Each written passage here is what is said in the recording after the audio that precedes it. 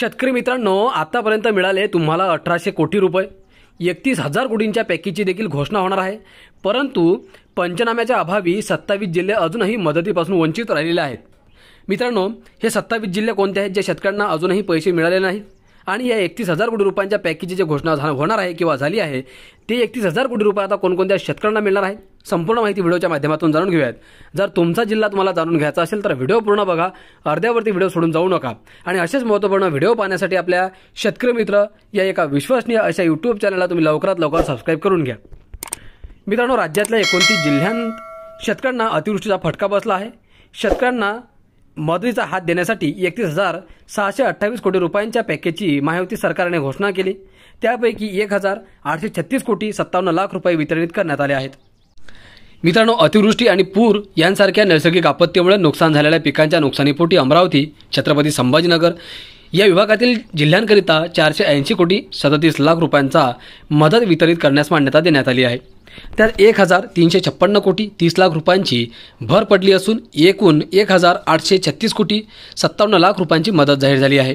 यामध्ये अमरावती विभागातील अकोला, बुलढाणा, वाशिम आणि छत्रपती संभाजीनगर जिल्ह्यातील विभागातील जालना आणि हिंगोली जिल्ह्यांसाठी ही मदत देण्यात येणार आहे। अमरावती विभागातील अकोला जिल्ह्यासाठी 91 कोटी 12,58,000, बुलढाणा जिल्ह्यासाठी 289 कोटी 27,28,000, वाशिम जिल्ह्यासाठी 34,64,000, 84 लाख, जालन्यासाठी 83,84,000, हिंगोलीसाठी 64 कोटी 61,83,000 अशी एकूण 480 कोटी 50,38,000 रुपयांची मदत वितरित करण्यात येणार आहे।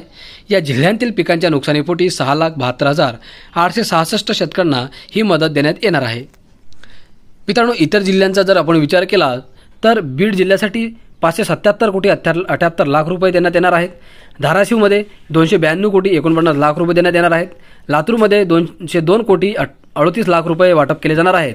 परभणीमध्ये 245 कोटी 64 लाख रुपये देण्यात येणार आहेत। नांदेडमध्ये 28 कोटी 52 लाख रुपये देण्यात येणार आहेत। सातारामध्ये 6 कोटी 29 लाख रुपयांचा वाटप केला जाणार आहे। कोल्हापूरमध्ये 3 कोटी 18 लाख रुपये वाटप केला जाणार आहे।